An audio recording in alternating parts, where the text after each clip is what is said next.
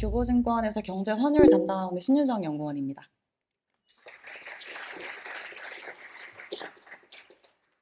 사실 2024년 경제 보면서 핵심 키워드로 말씀을 드리는 부분들이 터뷸런스, 즉 만기류라는 부분입니다. 2024년 경제를 보는 입장에서 가장 많이 보고 있는 거는 사실 연착륙을 베이스 시나리오 상정을 하고 있다라는 부분입니다. 사실 연착륙이라는 그 자체, 착륙 자체보다는 사실 중요한 부분은 착륙 이후의 그 방향성이라고 생각을 하고 있습니다. 그래서 그 방향성을 염두에 봤을 때 사실 고물가랑 고금리 장기화로 경제 주체들이 좀 둔화되는 모습들 보이는 난기류를 만나면서 향후 이후에는 저성장을 보이는 국면이 나타나지 않을까라고 판단을 하고 있습니다. 그래서 이런 기준 하에서 그렇다면 왜 연착륙을 베이스 시나리오를 가지고 있는지부터 말씀을 드리고자 합니다. 사실 연착륙을 바라보는 이유는 가장 정말 간단합니다. 정상화되고 있다라는 측면입니다. 2020년 이후에 대외 변수들이 우리 경제를 계속 위축시켜 왔습니다. 이제 그런 부분들이 지금 정상으로 되돌아오고 있는 과정입니다. 상단에 있는 그래프 두 개를 봐주시면요. 공급망 압력 완화됐다가 지금 돌아오고 있는 측면이고 중지가 됐었던 대면 서비스 같은 경우도 2019년 레벨을 회복을 하고 있는 국면입니다. 그래서 이러한 정상화 과정들을 생각보다 대외 변수들, 경제 주체들이 잘 받아주고 있습니다. 흔히 타이트한 고용 시장을 가졌다라는 말들을 많이 들어보셨을 거라고 생각을 하고 있는데요. 그거에 따라서 명목임금 굉장히 잘 버텨줬습니다. 명목임금들이 잘 버텨줬다라는 얘기는 결국에는 소비가 잘 나타났다라는 뜻으로 해석할 수 있습니다. 즉 그런 공간 하에서 우측 하단에 있는 그래프에 나와 있듯이 경기 선행지수 역시도 저점을 찍고 회복하는 국면에 나와 있습니다. 그래서 이런 것들 전반적으로 고려했을 때 연착륙은 가능할 것이다라는 것을 고려를 하고 있습니다. 그렇지만 향후 방향성 같은 경우 저성장에 직면할 것이다라고 말씀을 드립니다. 제 그거의 가장 핵심적인 이유로는 인플레이션 하락 속도가 둔화된다라는 점입니다. 사실 작년 2022년 고점 레벨과 비교를 했을 때 물가가 굉장히 큰 폭으로 하락을 한 건 맞습니다. 하지만 지금 향후 2024년부터 이어지는 물가 하락 속도는 굉장히 둔화될 것이다라고 봐주시면 될 것 같습니다. 제가 그러한 이유를 크게 두 가지로 말씀을 드립니다. 첫 번째 같은 경우 지금 상방 압력을 가하고 있는 요인들이 단기 기대 인플레이션과 서비스 가격이란 점입니다. 차트 앞선 차트는 좌측에 있는 두 개에 나와 있듯이 서비스 가격 같은 경우에는 흔히 끈적거림이 높다라는 표현을 합니다. 결국에는 올라가는 것도 어렵지만 한 번 올라간 부분들이 내려가는 것도 어렵다라고 이해해 주시면 될 것 같고요. 또한 단기 기대 인플레이션 같은 경우에는 지금 지정학적 리스크나 소비 모멘텀에 대한 기대감이 계속 상존해 있는 상황이기 때문에 빠른 폭으로 내려가는 게 굉장히 어려워진 상황입니다. 자, 이런 두 가지 항목을 고려했을 때 지금 현재의 물가 레벨이 빠른 속도로 둔화되기는 조금 어려워 보인다라고 생각을 하고 있습니다. 제 그와 동시에 맨 우측에 있는 차트를 봐주시면요. 내년 상반기까지는 엘니뇨 영향이 나타난다라고 보고 있습니다. 엘니뇨 영향의 가장 핵심적인 것들은 당연히 식량 가격, 특히 소프트 코모디티의 상방 압력이 열려 있다라는 걸 의미를 합니다.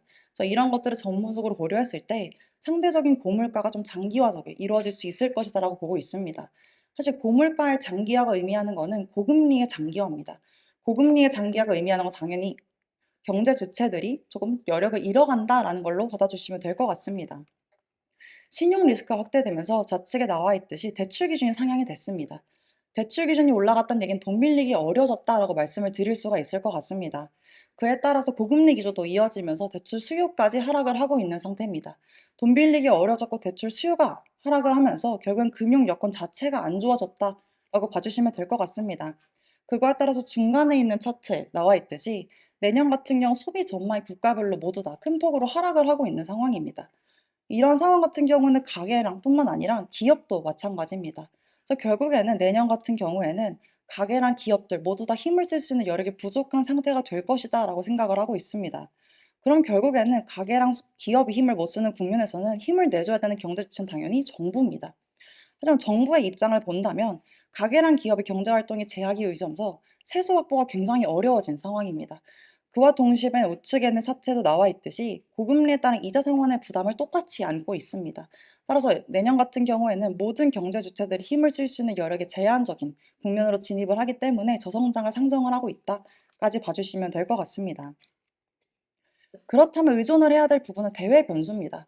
흔히 글로벌 경제를 좀 긍정적으로 보시는 분들이 이 대외 변수 중에 특히 제조업을 좀 긍정적으로 봐주십니다. 그래서 하단에 있는 차트에도 나와 있듯이 코로나 이후에 서비스업 중심으로 경제 회복이 나타나면서 지금 제조업 굉장히 위축이 되어 있는 상황입니다. 지금 사채도 나와 있듯이 금융위기 이후에 최장기간 지금 글로벌 위축이 되고 있는 상황이다라고 봐주시면 될 것 같습니다. 지금 제조업 경기 위축이 굉장히 이례적인 거는 맞지만 제조업 자체가 회복이 되기 위해서는요. 재고업 사이클이 개선이 돼야 되고 글로벌 주요 국가들의 수요 회복이 먼저 선행이 돼야 됩니다. 근데 앞서 말씀드렸던 것처럼 경제 주체들의 수요 회복이 아직까지는 가시화되고 있지 않은 국면이기 때문에 이것도 조금은 빠른 시기를 기대해 보긴 제한적이다라고 말씀을 드립니다. 그래서 이런 것들이 결국 쌓이고 쌓여서 내년 경제, 글로벌 전체 시장을 좀 끌어내릴 수 있는 하방 압력을 가할 것 같다라고 판단을 하고 있습니다.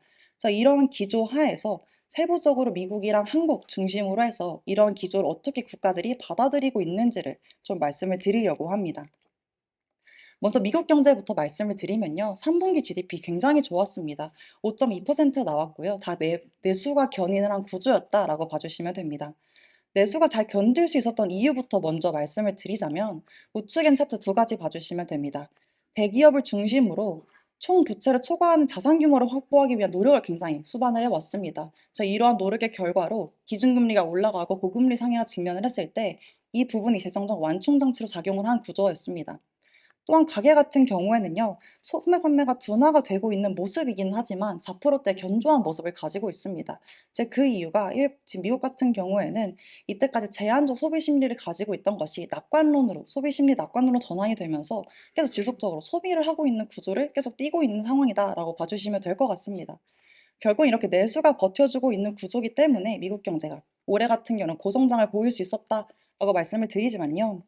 이러한 기조 다 내년까지 이어지긴 좀 어렵다라고 말씀을 드립니다. 상단에 있는 차트 두 가지를 먼저 봐주시면요. 먼저 좌측 상단에 있는 그래프에 초록색 선을 봐주시면 이것이 의미하는 게 연체율입니다.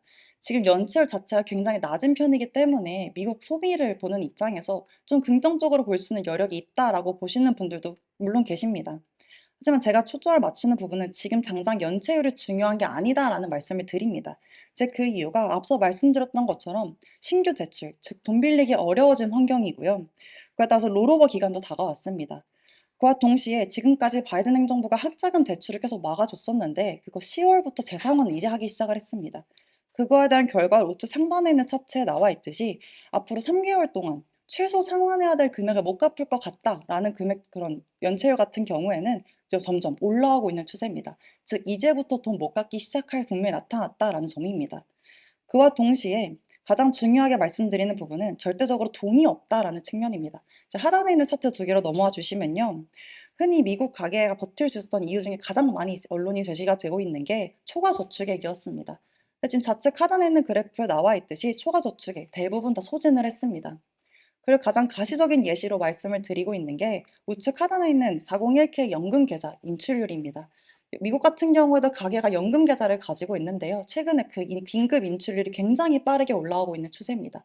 그건 결국에는 자신이 가지고 있는 자산을 모두 다 최대한 활용하여 지금까지 소비를 하고 있다라는 걸 확인할 수가 있습니다.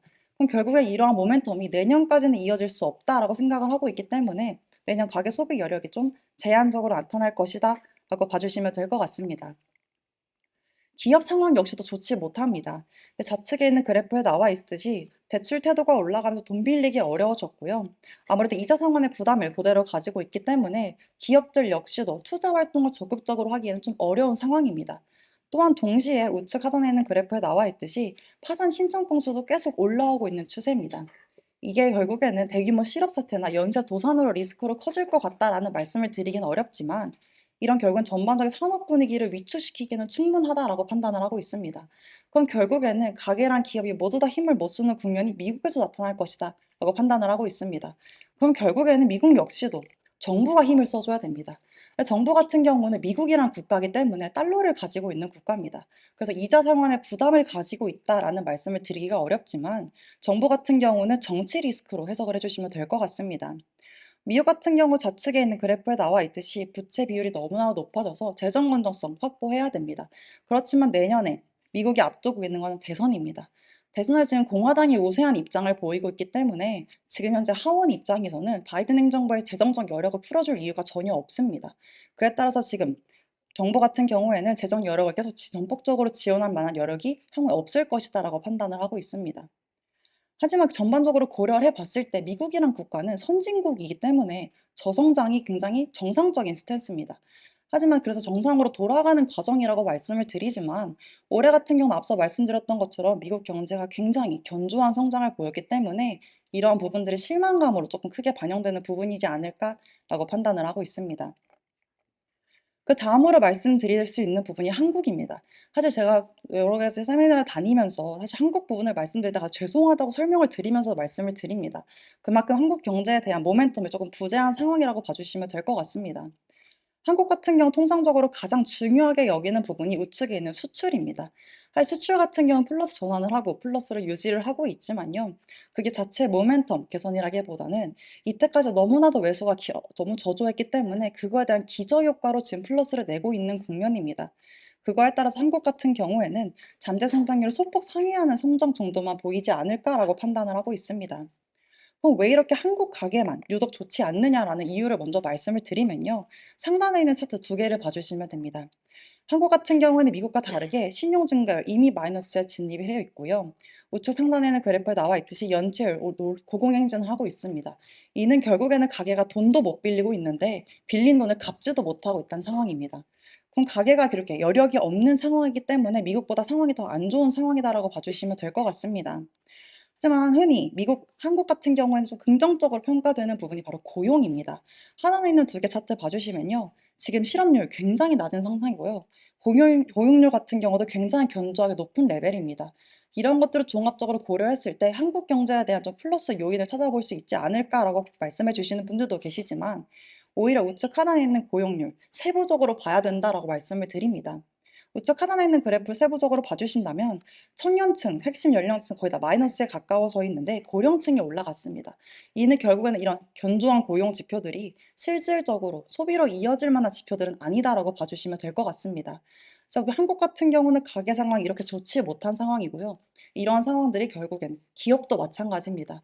제조업 업황 개선이 아직 나타나고 있지 않기 때문에 이런 상황들을 고스란히 기업도 함께 감내하고 있는 구조입니다. 결국에는 가게랑 기업이 모두 다 힘이 없는 상황이기 때문에 한국 역시도 정부에 의존을 해야 됩니다. 하지만 정부 같은 경우 상황이 조금 더 좋지 못합니다. 좌측에는 그래프에 나와 있듯이 가게랑 기업이 안 좋아지면서 국세 수입이 굉장히 큰 폭으로 줄었습니다. 즉 재정적 여력을 펼칠 수 있는 예산이 굉장히 감소한 상황에서 한국 같은 경우는 달러로 빚을 상환을 해야 됩니다. 그래서 원화의 약세가 이어지고 있기 때문에 그럼 부채 상환의 리스크에도 그대로 노출이 되어 있는 구조다라고 말씀을 드릴 수가 있을 것 같습니다. 그래서 결국에는 결론을 한 번만 다시 말씀을 드리자면요. 내년 같은 경우는 글로벌 경제 연착륙 베이스 시나리오를 상정하고 있다라고 보고는 있지만 고금리랑 고물가가 장기적으로 누적이 되면서 경제 주체들의 여력을 좀 야금야금 뺏어갈 거라고 생각을 하고 있고요. 그거에 따른 저성장 국면으로 진입할 것 같다라고 봐주시면 될 것 같습니다. 그래서 이러한 기조하에 화한 부분만 간략하게 말씀을 드리려고 합니다. 뒤에서도 말씀을 드리겠지만 저희 하우스 같은 경우에는 2024년 2분기에 연준의 금리 인하를 상정을 하고 있습니다. 그래서 이러한 기점하에서 앞서 말씀드렸다시피 미국 경제 모멘텀이 좀 위축이 되고 있는 상황이기 때문에 달러 약해질 것 같다라고 말씀을 드립니다. 하지만 그 약세폭 굉장히 제한적이다라고 봐주시면 될 것 같습니다. 그 이유가 달러를 구성하는 가장 핵심적인 화폐는 결국 유로화입니다. 그럼 유럽 경제를 봐야 되는데 유럽 같은 경우는 핵심적으로 구축을 하고 있는 국가가 독일입니다. 독일 같은 경우 지금 제조업 업황이 부진하면서 지금 기술적 침체에 아예 들어가 있는 상황이기 때문에 유로화 자체의 강세 모멘텀이 좀 부재한 상황입니다. 그거에 따라서 달러가 약해질 거지만 그 약세폭이 굉장히 제한적이다라고 봐주시면 될 것 같습니다. 그다음에 원화 부분만 말씀을 드리면요. 원화 같은 경우는 앞서 말씀드렸다시피 한국 경제에 조금 모멘텀이 좀 부재한 상황입니다. 그래서 실질적으로 강세의 전환을 또 기대하기엔 조금 어려운 국면이겠지만 앞서 말씀드렸던 달러가 조금 약세 전환을 하면서 그에 따른 수혜를 입으면서 1200원대에서 안정화될 수 있을 것 같다라고 기대를 하고 있습니다. 이 부분들을 좀 간략하게 수치로만 좀 말씀을 드리면요. 한국 같은 경우 GDP 2% 혹은 1.9까지도 내려갈 수 있다라고 말씀을 드리고 있습니다. 미국 같은 경우는 1.4 정도의 저성장 국면에 진입을 할 것 같다라고 말씀을 드리고 있지만 앞서 말씀드렸던 것처럼 이건 정상적인 기조다라고 해석을 해주시면 될 것 같습니다. 그 원달러 같은 경우 1240 부분 말씀을 드리지만 1200원대 선에서 조금 변동폭 가질 수 있을 것 같다로 봐주시면 될 것 같습니다. 네, 경제 팩트에서 준비한 내용 여기까지입니다. 감사합니다.